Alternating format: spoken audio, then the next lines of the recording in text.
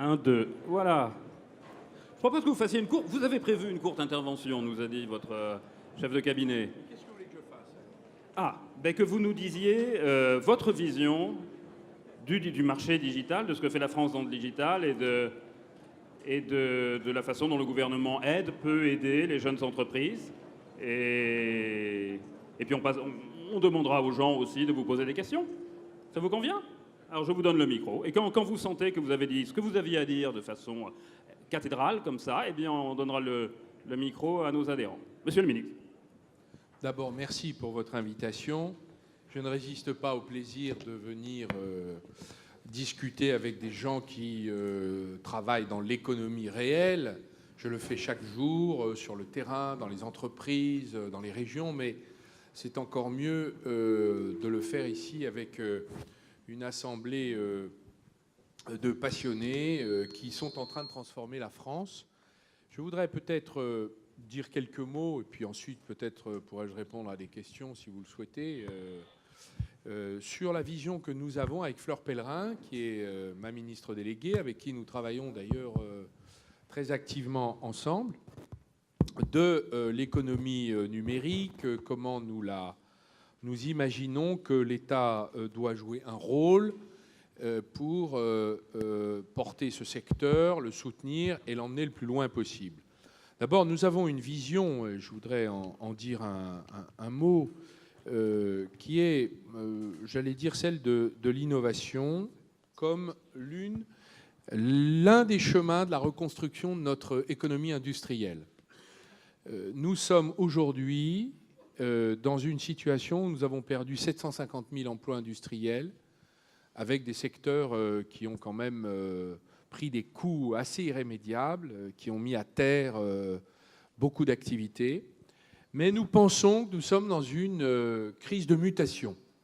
Et donc l'économie numérique qui change le rapport des êtres humains, bien sûr, aux objets, à l'activité économique, a un rôle fondamental à jouer. Et c'est une des raisons pour lesquelles, d'ailleurs, tous les penseurs de la troisième révolution industrielle, depuis Rifkin, en passant par d'autres, ont su imaginer que le numérique n'était pas en soi une science pour elle-même, une activité pour elle-même, un secteur pour lui-même, mais qu'en vérité, il décuplait des capacités ou faisait muter des capacités qui, en rapport avec d'autres activités anciennes, permettant de réinventer l'économie de tous les secteurs.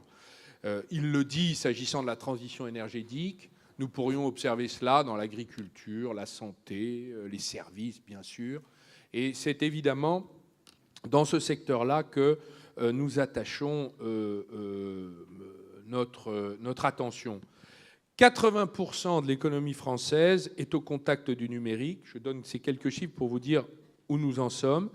Les secteurs qui sont déjà totalement transformés par la numérisation, édition, musique, production audiovisuelle, finance, assurance, voyagistes, c'est environ 15% du PIB. Et les secteurs à ce stade moins transformés par le numérique, mais dont l'intégration des TIC a été source de gains de productivité majeurs, chimie, commerce, automobile, administration, enseignement. Donc il y a aujourd'hui 1 million de personnes qui travaillent directement dans le cœur de l'économie numérique. Donc c'est une société qui se transforme à toute vitesse, la France. Et ce sont là des atouts sur lesquels le gouvernement a décidé non seulement d'investir, mais de miser.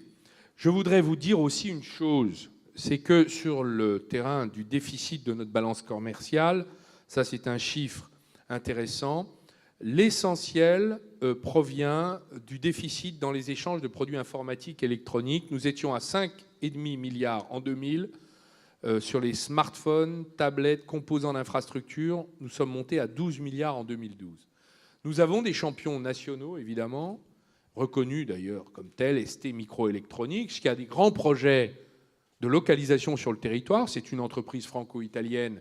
Je me suis rendu d'ailleurs à leur assemblée générale pour les remercier. C'est avec eux que nous faisons le programme de nanotechnologie, qui est la nouvelle frontière de l'infiniment petit dans leur secteur. Et eux-mêmes travaillent avec les grands du hard mondial, avec lesquels ils cherchent d'ailleurs à augmenter les performances de l'économie européenne. Évidemment, je peux citer Orange, Alcatel-Lucent, qui se réforme et se transforme après avoir manqué un certain nombre d'étapes. Je peux aussi évoquer Dassault Systèmes, Atos, Capgemini, qui sont quand même des fleurons mondiaux et qui servent l'économie générale dans laquelle beaucoup d'entreprises aujourd'hui sont en train de se créer. Nous avons un deuxième sujet qui n'est pas mince, c'est les données personnelles. C'est un sujet très important sur lequel nous avons des problèmes de souveraineté. C'est un peu pour nous l'or numérique des Européens. C'est un peu l'histoire de la compagnie anglaise des Indes orientales. Les Indiens faisaient pousser le coton au début du siècle précédent. Et les Anglais interdisaient aux Indiens de transformer le coton, prenaient le coton, allaient le faire tisser en Angleterre et le revendaient une fois transformé aux Indiens à prix d'or. Ben, c'est exactement ce qui se passe avec les données informatiques personnelles. Nos données, une donnée, un like sur Facebook, c'est 0,06 $ de valorisation. Nous donnons ces données, nous ne les exploitons pas et on nous les revend à prix d'or. Et nous avons aujourd'hui des géants de l'Internet qui se mettent à entrer dans le secteur des opérateurs. Et dans peu de temps, là où nous avons été défaillants sur les contenus parce que nous n'avons pas assez investi, même si un certain nombre aujourd'hui de prises de conscience en Europe, particulièrement en France, j'ai vu un certain nombre d'acteurs ici qui représentent bien cette prise de conscience et commencent à investir dans les contenus, eh bien ce sont les industries, les géants de l'Internet qui ont investi dans les contenus qui vont prendre possession des opérateurs, surtout dans un paysage très balkanisé qui est le paysage européen des opérateurs de la téléphonie. Donc nous sommes aujourd'hui à un moment où les Européens doivent se défendre. C'est le sens du règlement européen où finalement, comme en Inde, un jour, il y a un gars qui s'est levé, qui s'appelait Gandhi, qui a dit « Notre coton, il est à nous, donc on va le tisser, le transformer sur place. » Et les compagnies anglaises, eh bien, elles achèteront notre coton transformé et tissé. C'est exactement ce que sont en train de faire les différentes CNIL européennes qui fixent non pas seulement des règles sur la protection des libertés individuelles, ce n'est pas qu'un problème de liberté individuelle, si ça peut l'être, et ça l'est, c'est aussi un problème de souveraineté économique. Notre matière première, nous devons l'exploiter ici. Et c'est l'esprit dans lequel le gouvernement français défend des positions au plan européen sur la naissance du futur règlement européen sur les données personnelles. Alors, c'est un peu le sens de vos interrogations, qu'est-ce qu'avec Fleur Pellerin, nous avons décidé de faire ? Bon, en dehors des mesures générales que vous connaissez, dans le détail desquelles je ne vais pas revenir, le crédit d'impôt, nous travaillons sur nos coûts de production. Pourquoi ? Parce que nous avons une compétition qui est extrêmement vive au sein de l'Union européenne et aussi à l'extérieur de l'Union. Donc nous travaillons sur nos coûts de production. Le coût du travail, à partir du 1er janvier 2014, c'est 6% en moins du coût du travail. C'est un crédit d'impôt sans condition, uniforme et généralisé. Est-ce que vous pouvez nous expliquer ce qu'est un crédit d'impôt ? Eh bien, c'est une baisse d'impôt. C'est ce que je dis aux anglo-saxons. Je leur dis c'est un tax cut. Ça veut dire ceux qui ne payent pas d'impôt se voient rembourser. Donc c'est mieux qu'une baisse d'impôt. Mais pour le faire comprendre, crédit d'impôt, c'est quand vous gagnez de l'argent, on vous enlève 6% sur votre impôt sur les sociétés. Mais si vous ne payez pas d'impôt, parce que vous êtes déficitaire, ben vous avez droit à un crédit. Donc on vous donne de l'argent. Donc c'est intéressant pour les créateurs d'entreprises. C'est un crédit et un abattement. L'abattement, c'est sur quelque chose que vous payez. D'accord ? C'est ça la force du crédit d'impôt. Le crédit d'impôt, c'est quand vous payez de l'impôt sur les sociétés 20 000 €, quand vous faites un crédit d'impôt de 10, c'est un abattement. Et puis si vous perdez 20 000 € et qu'on vous doit 10, ben ça vous fait 10 000. Donc ça vous remonte à moins 10 au lieu de moins 20. Alors ça s'appelle ne pas discriminer entre les entreprises qui perdent de l'argent et celles qui gagnent de l'argent. Le président de la Commission des finances à l'Assemblée, qui est UMP, a fait une grosse intervention hier au Figaro, qui ne vous a pas échappé, où il dit que le crédit d'impôt n'aurait peut-être pas lieu parce qu'il y avait une dégradation des finances de la France au trimestre écoulé. Ça... Non, mais que le président de c'est le président de la Commission des finances soit un oiseau de mauvais augure. Je vous rappelle que c'est la première fois, c'est son choix. hein, mais dans l'histoire de France, c'est la première fois que la nation tout entière décide de mettre 20 milliards sur ces entreprises parce qu'on a un problème de compétitivité des conditions dans lesquelles nous finançons notre protection sociale. Voilà, je le rappelle. Donc, nous, on a fait ce choix-là à la suite du rapport de M. Louis Gallois. C'est un choix politique lourd. Il est plébiscité par l'opinion. C'est-à-dire que sur la mesure, vous avez 71% d'adhésion sur le crédit d'impôt compétitivité emploi. Donc, sur le coût du travail, on a fait cet effort. Donc, je suis assez surpris qu'on veuille déjà le remettre en question, alors même qu'il n'est pas entré encore en vigueur. Aujourd'hui, ceux qui demandent le crédit d'impôt compétitivité emploi sont ceux qui anticipent sur l'année suivante en demandant à la BPI, la Banque publique d'investissement, de préfinancer dès cette année parce qu'ils ont un besoin de trésorerie particulier, qu'ils ont besoin de diminuer leurs coûts. Mais ça concerne quelques milliers d'entreprises. Mais l'année prochaine, au 1er janvier 2014, c'est d'application générale et sans condition. Il n'y a pas besoin de le demander, ça s'appliquera de droit. C'est un calcul que votre expert comptable va faire sur votre rentabilité. Point numéro 1. Point numéro 2, l'accès, le coût du capital. Il n'y a pas que le coût du travail, le coût du capital. Et notamment pour les entreprises qui innovent, donc qui prennent des risques, audacieuses. Nous avons imaginé la Banque publique d'investissement. La Banque publique d'investissement est moins gourmande que le secteur financier et bancaire et plus patiente. Donc elle investit à plus long terme, elle accompagne les entreprises. C'est sa doctrine d'orientation que nous avons construite avec le gouvernement, le Parlement et le conseil d'administration de la Banque publique d'investissement. Elle va intervenir sur tous les compartiments du jeu financier. Fonds propres, innovation, c'est l'ancienne ANVA, il y a un budget de 100 millions pour soutenir, c'est un budget là pour le coup de subvention, et non pas de prêt. Parfois les avances remboursables d'ailleurs. Hein. Et puis, retournement, trésorerie, l'ensemble des besoins des entreprises. Croissance des entreprises sur le moyen et le long terme. La Banque publique d'investissement, c'est 42 milliards d'euros qui sont à la disposition en effet de levier des entreprises françaises. Et 90% des décisions seront prises de façon décentralisée, c'est-à-dire sur le terrain, au plus près des entreprises, et non pas par le siège, si vous voyez ce que je veux dire. C'est un point très important. Troisièmement, c'est notre politique sur les jeunes entreprises innovantes. Il y a eu les assises de l'entrepreneuriat qu'a dirigé Fleur Pellerin, où des décisions étaient prises par le président de la République.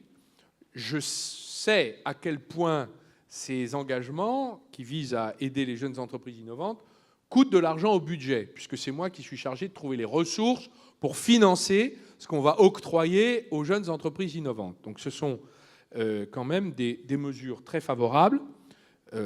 Il faut qu'elles entrent en vigueur pour qu'on puisse les évaluer, les améliorer, les amplifier si nécessaire, ou réduire leurs effets pervers.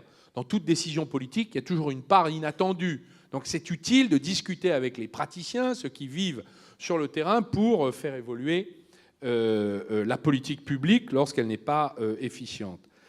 Nous avons aussi une politique d'investissement à partir du grand emprunt qui sera prolongé dans le numérique. D'abord, le très haut débit. Ce sont des milliards que nous mettons. Alors bien sûr, c'est du génie civil, c'est dans les régions, mais c'est un plan d'investissement qui aujourd'hui est financé, qui est sur la table, qui est porté par ma ministre déléguée. Ce n'est pas rien, et ça favorisera l'adhésion, l'intégration de nombreuses populations à l'attitude numérique. Je voudrais vous parler des quartiers numériques. J'étais hier à Lille, dans une ancienne filature qui a été rénovée il y a 3 ans par la métropole lilloise, où il y a maintenant 130 entreprises, 2000 salariés. IBM vient d'arriver sur les services aux entreprises et va créer 700 emplois. C'est un des quartiers numériques les plus avancés qui nous sert de référence en France et qui fonctionne très bien parce qu'en fait, 50-60% de l'activité d'affaires est liée ce que vous faites là aujourd'hui est lié aux échanges dans la salle à café. Enfin, c'est pas la salle à café parce qu'en fait, c'est un immense atrium où les gens se rencontrent un peu comme cette taille-là dans une ancienne filature de coton de laine, qui a été désaffectée après la chute du textile il y a plusieurs dizaines d'années. Je vais m'arrêter là. Je voulais peut-être ajouter que nous pensons tenir la couverture intégrale du pays en très haut débit en 2022. Voilà. Ce sont 20 milliards d'euros d'investissement au cours des 10 prochaines années. Et ce n'est pas rien. Alors, ensuite, nous avons une filière numérique. Je voudrais terminer par là. Cette filière rassemble les petites entreprises, les grandes. Nous travaillons sur des plans industriels avec les entreprises. Notre politique industrielle, elle est un peu, c'est ce que j'appelle le colbertisme participatif. C'est un mélange entre Colbert et Obama, si vous voyez. Colbert, c'est ce que, en modernité, on traduirait par le leadership, c'est-à-dire que l'État exprime des préférences, organise la société autour de ses préférences, les finance, bref, il est leader. Et participatif, c'est-à-dire que ce n'est pas nous qui décidons et décrétons d'en haut, on travaille avec le secteur industriel en question, les entreprises, les pôles de compétitivité, les laboratoires de recherche publics, la R&D privée, et de ce travail collectif qui s'est déroulé pendant 1 an sur nos 14 filières, nous allons sortir une trentaine de plans industriels qui porteront, et beaucoup dans votre domaine, qui porteront les choix de la France en matière industrielle, sur lesquels nous allons mobiliser nos ressources, partager des objectifs et des caps technologiques, engager les entreprises dans un processus unitaire de rassemblement, car tous les pays qui ont le mieux résisté dans la crise sont ceux qui ont su s'unir, grandes boîtes, petites boîtes, laboratoires publics, privés, collectivités locales, consommateurs, producteurs. Donc cet esprit unitaire, c'est l'esprit des plans industriels. Alors je vous prends un exemple. Dans l'automobile, on a décidé de faire le 2 litres au 100, horizon assez rapproché, avant la fin du quinquennat. On est déjà en 2016 à 2,9 litres. PSA a inventé le moteur hybride avec l'aide de l'État. Le moteur hybride à air comprimé qui tombe à 2,9 sur une C3 aujourd'hui et authentifié et certifié. Nous voulons atteindre le 2 litres ensemble. Donc c'est un objectif technologique partagé par 2 constructeurs, Renault, PSA, et les 4 équipementiers, Valeo, Michelin, Forcia, Plastic Omnium. Les 4 grands équipementiers à envergure mondiale. On se met d'accord sur le cap technologique, on s'organise pour le financer, et on se donne des objectifs qu'on peut tenir debout. On fait ça dans tous les secteurs où nous avons des atouts dans la mondialisation. Et dans le numérique, nous avons un grand nombre de projets que nous dévoilerons avec le président de la République. Car comme à l'époque post-gaulliste du général de Gaulle, Pompidou, François Mitterrand, ce qui a réussi aujourd'hui l'aéronautique, c'est parce qu'un jour, il y a un président de la République qui a dit on va investir dans l'aéronautique. Airbus est né en 1969. Le TGV, c'est une politique d'État. On en exporte. Alstom, SNCF aujourd'hui se portent sur les marchés mondiaux. Je pourrais comme ça multiplier les exemples. Le spatial, si aujourd'hui Ariane Espace est leader mondial, c'est parce qu'on a investi.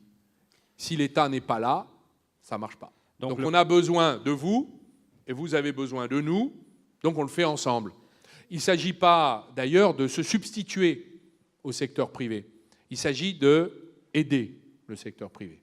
Voilà, j'ai terminé. Et le président de la République va faire une annonce bientôt, c'est ce que vous nous dites ? Ah ben on est en train de... Voilà.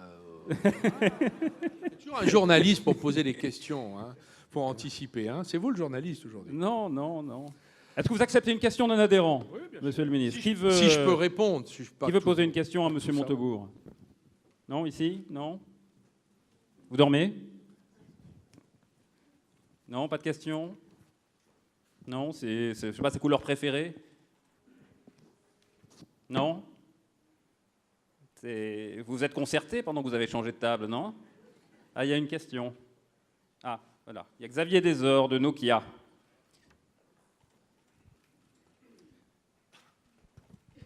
Bonjour Monsieur le Ministre. On a entendu beaucoup parler de la taxe sur les smartphones, sur les tablettes. Est-ce qu'on pourrait avoir la position précise du gouvernement ? Parce qu'il y a beaucoup de rumeurs toujours. Non, il n'y a pas de rumeur, il y a un rapport de M. Lescure. Pour l'instant, rien n'est décidé. Il y a une discussion en cours avec les professionnels. Et donc, il n'y a pas de rumeur. Il y a des éléments qui sont sur la table. Par exemple, moi, j'ai reçu un rapport de M. Jean-Jacques Kéran, ancien président de la région Rhône-Alpes, de M. Demaël, directeur général de Somfy, M. Jurgensen, inspecteur des finances, qui propose 3 milliards de réduction de dépenses publiques. Le rapport est sur la table, il est consultable. La décision gouvernementale n'est pas prise. On va discuter avec les secteurs concernés, les entreprises concernées. Donc, pour le moment, la concertation est en cours. Donc, n'oubliez pas les industriels, s'il vous plaît. Nous pensons très fortement à vous. Une autre question, intervention, une idée à suggérer à M. Montebourg? Alors, oui, mais je n'ai pas vu. Ah, voilà. Est-ce que vous pouvez vous présenter en même temps que vous posez la question? Bonjour Monsieur le Ministre, Sylvie Forbin du groupe Vivendi. Pendant que nous parlons, il y a une quarantaine de chefs d'entreprise, de très grandes entreprises chinoises qui sont venus nous rendre visite. Quels seraient vos conseils sur les axes que nous pourrions développer avec ces très grands partenaires qui viennent nous voir? Vous pourriez nous dire quelles entreprises et pourquoi ils sont venus vous voir? Ah, ils ne sont pas venus nous voir Vivendi. Ils sont venus en France. Ils font un petit tour. Je pense qu'ils sont reçus à l'Élysée en ce moment. Et en tout cas, il y a un niveau public. Et puis, il y aura bien sûr des rencontres avec les professionnels. Qu'est-ce que vous pourriez nous dire? De quelle façon vous voyez ces nouveaux partenariats? La France accueille les investisseurs venus du monde entier. Je rappelle que la France est la première destination des investissements R&D en Europe. C'est la première destination des investissements américains en Europe. La France est la troisième destination des projets industriels en Europe. Donc la France est très attractive et dispose d'atouts extraordinaires. Nous sommes en retard sur les pays émergents. Les grands pays, Russie, Brésil, Chine, Corée. Donc nos efforts, quand nous voyons ces investisseurs, c'est de les convaincre, de faire ce que des générations d'entreprises, par exemple américaines, ont fait en France. Nous avons 20 000 entreprises étrangères qui investissent en France depuis des siècles. Enfin, un siècle, par exemple. Nous savons que IBM a investi la première fois en France en 1914. Un siècle après, il continue à investir. General Electric, Toyota, une entreprise japonaise, a investi et continue à investir puisque 25 000 voitures vont être fabriquées à destination de l'exportation des États-Unis sur le sol français. Donc nous avons beaucoup d'atouts. Il faut savoir, par exemple, que Nissan a décidé de confier à Renault le soin de fabriquer des voitures sur ses sites industriels en France, notamment à Flins, battant d'ailleurs l'Inde, montrant que nous avons une compétitivité, quand on sait la travailler, qui est efficace. Donc notre souhait est de construire des relations de long terme, et dans la réciprocité et le respect mutuel. D'ailleurs, qu'est-ce que nous disons aux Chinois? Vous nous avez demandé pendant des années, lorsque nous voulions vous exporter nos produits, d'investir en Chine. Maintenant, le moment est venu pour vous d'investir en Europe, puisque vous voulez exporter des produits chinois en Europe, et que nous avons 150 milliards, enfin ça a baissé un peu, 120 milliards de déficit, l'Union européenne avec la Chine. Donc il faut trouver les termes de l'échange équilibrés entre la Chine et l'Union européenne. L'Union européenne est la première puissance économique mondiale.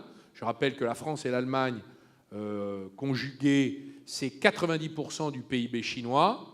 Donc nous sommes quand même en mesure de dire aux Chinois, comme ils ont su nous le dire, dans une période où la croissance est faible en Europe, investissez pour longtemps, investissez dans nos technologies, dans nos entreprises, mais pour longtemps.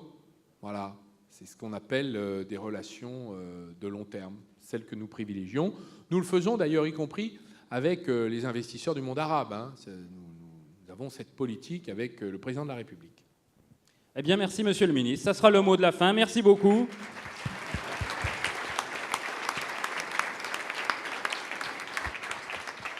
Merci. We keep in touch.